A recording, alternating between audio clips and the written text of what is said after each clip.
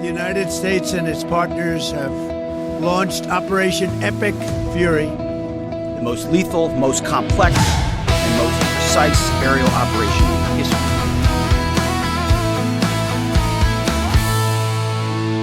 Walang tigil ang mga putok, laging tumutunog ang warning alarm. Wala na bang katapusan, kaguluhan, sadya na bang ganyan? Magpakatatag tayo, may Diyos na laging sasaklolo sa mga anak na tinawag niya. Magtiwala tayo sa Kanya. Huwag kang matakot, kaibigan, magpakatatag ka sa mga nagyayari sa mundo. Ito'y bagay na naitalaga sa Biblia.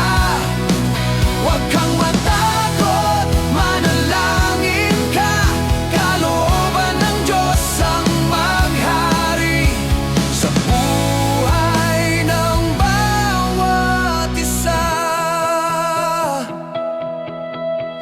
Mga post sa social media, ginagatungan mga balita, ang kaluluwang nag-aalala, lalong sumisidhi, nais na umuwi na.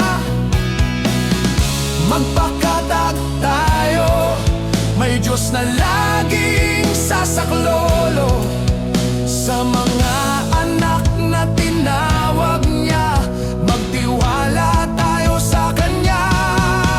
Huwag kang matakot, kaibigan, magpakatatag ka sa mga nagyayari sa mundo. Ito'y bagay na naitalaga sa Biblia. Huwag kang matakot, manalangin ka, kalooban ng Diyos ang maghari sa buhay ng bawat isa.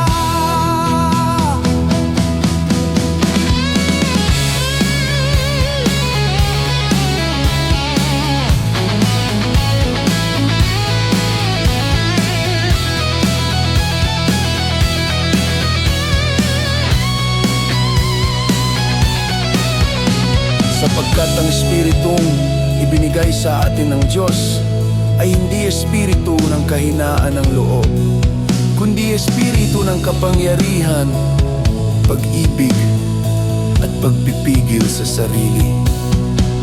Huwag kang